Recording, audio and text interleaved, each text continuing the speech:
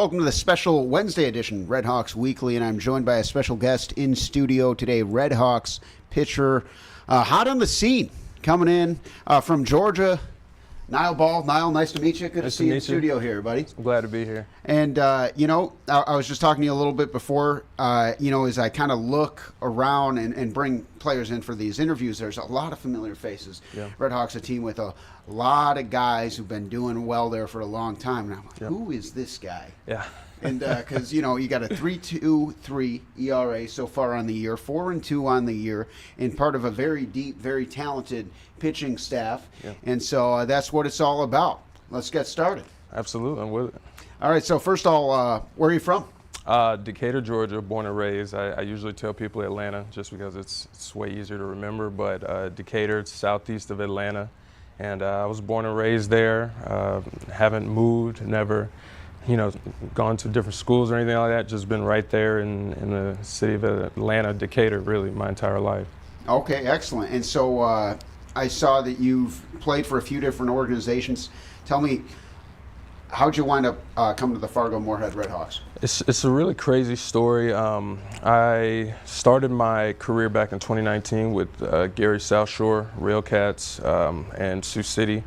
I was there in 2019. I didn't really think much of it. I loved it, but I was kind of through with it, so I went back home. I started working a real job for a little bit, and then I got a call from this team in Lancaster, Pennsylvania, called the Lancaster Barnstormers at the time. They're now the Lancaster Stormers, but I got a call from their manager and their player development guy, and they were like, we need an arm. And it was right after COVID had happened, so I wasn't really sure if I wanted to go back, but I knew I still had the ability, I guess you could say, and I was like, let's do it. So they gave me a week to go out there. I was there for training for about a week in Atlanta, and then I go out there to Pennsylvania, and I ended up doing well.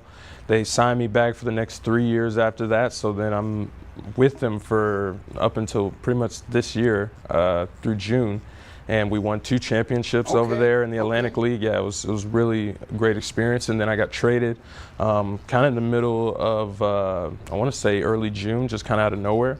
And I didn't think anything of it. I was like, sure. And I had known about Fargo. I had played against Fargo back in 19, so I knew about the city. I knew it was a nice city, and I knew the team was a good organization. So I was like kind of excited. I knew we were a playoff team. So I was just really glad about that. I didn't want to go to a losing team with a losing record. I wouldn't have wanted that for myself. So sure enough, I got the call from Jeff Bittiger. He was the one who contacted me and drove from Pennsylvania to Lincoln, Nebraska, stopped in South Bend, Indiana, and then met up with the team in Lincoln, and then we went ahead and drove on up to Fargo after that series with Lincoln. So that was as quick as it could have possibly happened, but I'm glad it happened. Well, that's interesting because, being a Railcat, now being a Red Hawk, and there's always that, even going back to Sylvester and Tweedy. Oh, yeah. The rivalry between birds and cats. Yes. But in all seriousness, what's it like you pitched in Fargo as a visitor? Right. And I imagine it's just got to be much easier with that home fans on your side as opposed to against you. Absolutely. I think we have one of the best fan bases in the Atlantic League or in the American Association, if not the best. I mean, I played against them, like you said, back in 19, and it was always just so loud, and it was kind of intimidating for a little bit. But once you get settled in, I was able to do all right. But being on the home side, it's completely different. You feel like you just have the entire stadium behind you. It makes it a lot easier to make pitches, go deeper into games. And so that's my whole goal since I've been here, is just to try to make the fans happy, make my teammates happy. I want them to know that what they got is a good product. And I just didn't want to come in and squander the opportunity. And it sounds like it's been a pretty positive experience for you so far. What has it been like joining this team and playing so far? It's been amazing. It's really more than I could have asked for. I thank God for the opportunity. I mean, it was just that I was so comfortable in Lancaster, and I almost didn't know anything else. I thought I was going to finish my career there. And coming here now, it was just like really a fresh start in a lot of ways. I was just able to just kind of reset and just completely take a step back from the game and just examine who I was as a ball player. And then Chris Coast, the manager, he's just been amazing, and everything that he's done, and just allowing me to be myself and just, be around the guys. They've allowed me to be myself, and there's been just zero hiccups with chemistry or anything like that. And I've been very grateful to them, and even the surrounding support staff at the stadium. They've been very nice, and everyone's been very welcoming to me. And just the access that we have as well to like recovery things, stuff that I didn't even have access to in Lancaster, that I was very pleased with once I got here. So I was just like, this has been a great, switch in a lot of ways. So I loved it. And your numbers have been really good, as we touched on. So you are having a pretty good year. And you talk about that reset. Do you feel like that's one of the elements that's led to the success so far on the mound? Yeah, back in 2022, I had a really good season, and I felt like I was really headed for a great season in 23. 23, I ended up having one of the worst seasons of my career, just in terms of numbers. And so I was really working really hard that off season to just try to, like, okay, you're better than this. Let's get back to what we know. So getting back to Lancaster, I was really ready to prove myself to the managers, even though they knew who I was. And I was just like, I'm going to prove myself. Started off really hot out of the gate, and then they put me in the bullpen after a slight, not injury I had, but just some discomfort. And so I was really ready to get back into that starting role again, and they just, I guess, didn't see a fit there, and it was nothing personal with it. I was just like, all right, that's fine. I just want to start somewhere. I don't really want to come out of the bullpen. That's not my role, in my opinion. And once I got back here and I was able to start again, that's the real reset I felt. Fresh ERA, like, hey, come in here and just do your thing and let the numbers speak for themselves. And so I feel like that's all I've done. It's just pitch my game, and I'm back in the reins of being a starter again. So I think that's really all it is. And I think that's where the numbers that you see probably come into play there.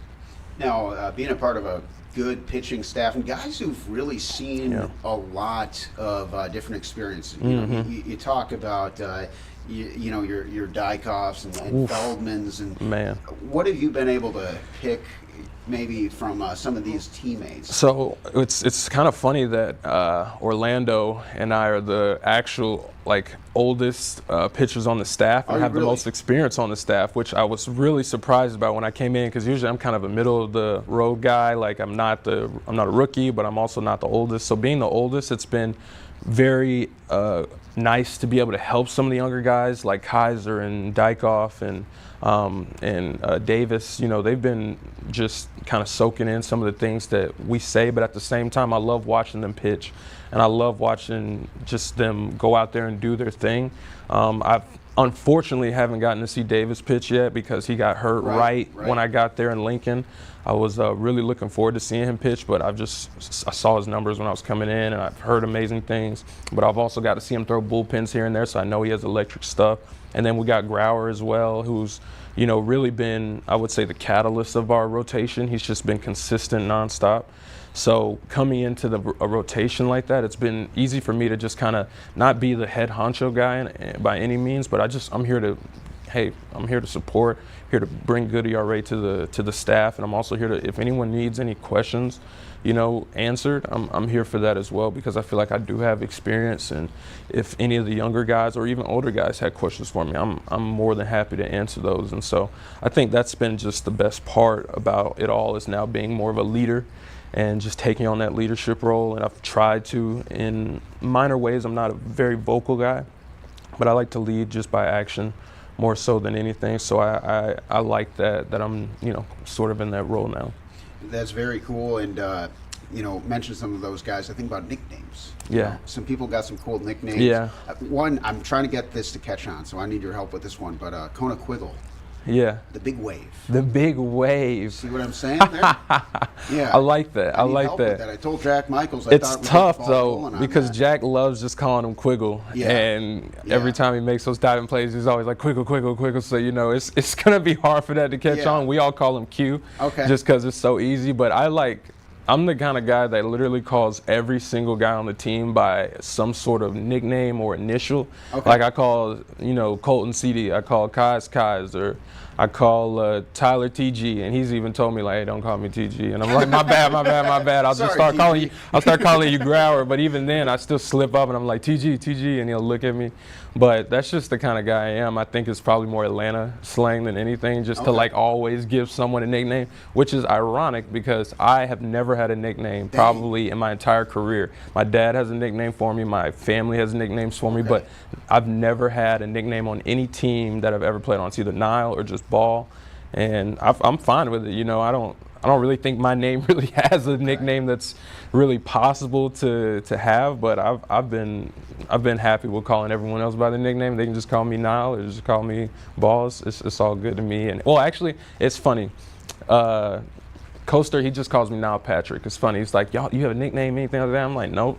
So he's like, I'm just calling you Nile Patrick. And so that's Patrick, literally, like he puts, that's my middle name. So he just puts that every time we have our roster dropped, he just puts Nile Patrick on there, and I think it's hilarious because it's his nickname for me, but it's still just my name at the end of the day. Yeah, that's just super formal. Yeah, it's super formal. It's hilarious though. I love it, and it's like Coaster Nizel inside. Little joke. What about Evan Alexander? Because I feel like there's a lot of different nicknames for him. EA is what we usually call him, but he's just the most laid-back, chill guy. He's been very welcoming to me as well, and we're really glad to have him back from that scary play that he had against Sioux Falls. But yeah, I mean, we just call him EA for the most part, just because it's so easy, and it kind of reminds us of like EA Sports and stuff. Yeah. Because he's always making those highlight plays in the outfield, and he's a highlight at the plate as well. He's a highlight at the plate as well. He's a dog. But that's my guy. I'm gonna start thinking of something. I mean, the first thing that comes to mind for you would be like something with the Nile River. Exactly. Like the Pharaoh, perhaps. Ooh, okay. I like that. That's kind of really retro. I like that a little bit, actually. Okay. The Pharaoh. That's My guys tough. can talk to your guys. I like that. Or maybe just Tut. Just maybe they call me like just that. Tut. Okay. Yeah. Okay. Yeah. Throw that around, the bullpen and see what they think. I will. I'm gonna see what they think. All right. Awesome, man. So you guys just got a few games left, and it is a tough stretch. You guys got Kane County, you got Kansas City, and you got the two tops right now in the West as well. So what you guys got to do to kind of get through the gauntlet and finish strong? I think we had a meeting yesterday, and Dylan, who I would say, and probably most of the guys on the team would say, is one of the captains of the team. He just really reiterated to us the importance of this back end stretch. And coming from a team that's won 2 championships, I understand how important the last week of the season is. And as long as I think the team understands that the better you play that week right before playoffs, the hotter you are rolling into playoffs, so and the it's better. momentum. Exactly. And it's more times than not, the better you do once you get to playoffs. You can be the hottest team in the world mid-season, but if you go ice cold right before that playoff time, it's just really hard to get that momentum back as a ball club and to go deep into the playoffs. So usually the teams you see go deep are the ones that are really, really hot right before that playoff time starts. So I think as long as the guys know, hey, we got Winnipeg right now, we have Sioux Falls right after that, then we got Kane County, and then we got Kansas City, which are 4 very, very good ball clubs. I think that we'll be fine, and I think that it'll really carry us into that playoff run, because at this point I feel like we know we're playoff bound. It's just more about seeding. It's more about, hey, can we win this division and be able to pop bottles a little early? I think that's a big thing for everyone, is we just want that edge going into that playoff time. And so I genuinely feel like as long as we're on that same page as a ball club, I don't think really anything can stop us, because I do believe that we're the best team in the league, and it's just a matter of if we put our minds to it. Well said. Just kind of getting close to the end of this here. Any favorite memories so far? I know just still relatively new to the team, but any favorite memories so far? Well, I mean, I would say that game last night we just played was amazing. That was a really, really good win, a difficult win. I would say that Cap's walk-off home run would have been the best memory that we ever had if they didn't call it back like they did that one game. I mean, that game still haunts all of us. We did a breakdown on that play, me and our sports director here, Fry, and let's just say controversial. Very. And like my dad spoke about it with me, and he just essentially is like, as an umpire, you have to make that call foul first, and then you allow everyone to reset. Okay, let us come out and argue the fact that it was fair or not. You can't go fair. Let a guy round the bases, get doused with Gatorade. He's soaking wet. His gloves are soaking wet. He's completely on cloud nine, and then call it back. You just can't do that to a human being, much less a baseball player. Mentally, I don't even know. And then the next pitch, he almost hit out another one. So for us, we were just like, I mean, it hurt so bad for him, but I know we've had a couple walk-off wins as well at home that have been amazing. Those have been really fun. And I know that just as a team, we have a team song that we play after every W.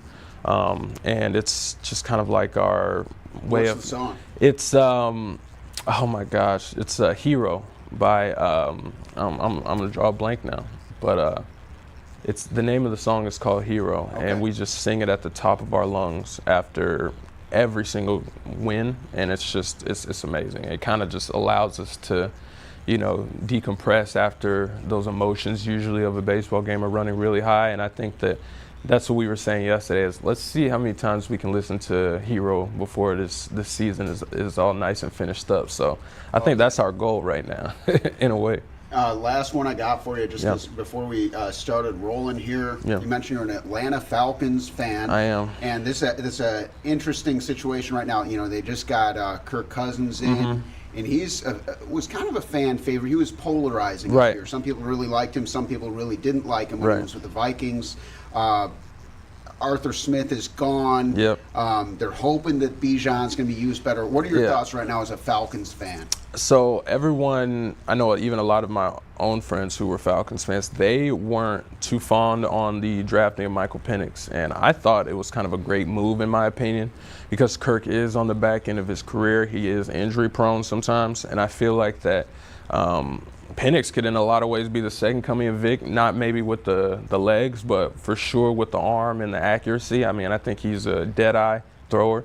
So I think that if Kirk somehow does go down and gets some sort of, God forbid, season-ending injury, that he's going to come in and fill that role pretty amazing. I think that he's looked really good in preseason so far. I mean, I love Bijan. I love Drake. He's a nasty receiver, and I think that our defense, the two moves that we just made, getting Judon, and I can't remember the safety's name that we just got, but getting those two guys, Denver guy. Yes, getting those two guys have kind of showed Falcons fans like, all right, we're not just taking this year lightly again and just gonna let the NFC South just roll over us, kind of like they did last year. That was kind of embarrassing. So we, I think, are actually looking pretty good this year, and I'm not. And the defense, honestly, they stepped up big time last year. Yes, huge, very underrated defense, and so that's why we're like, as Falcons fans, we're kind of like on that edge, like, hey, if we add a couple pieces to this defense, the offense has their weapons. We just need the QB now. We were really getting tired of the two that we had, Heineke and. Golly, I can't even remember the other guy's name who's over with the Commanders. Exactly, he's over there with the Commanders now. We'll let the Commanders have him. Exactly. We ain't worried about him no more. We're just gonna move forward with who we got. But I think we have a really good chance to win the NFC South. I think we are too. I don't. The Saints are going to be the Saints. They're going to give us problems here and there. But the Bucks and Panthers, I think we can take care of them. And if we do that, I think we'll win the division. All right, we're gonna have to circle back. Absolutely. Come playoff time. Yep, I'm with it. Thank you so much, Nile. Yes, Great sir. to see you. Absolutely, and, appreciate it. Get to the game tonight. All right, support the Please. RedHawks. Support them. The time is winding down. Just a few more games left of the season. Thank you for watching RedHawks Weekly. We'll see you next time.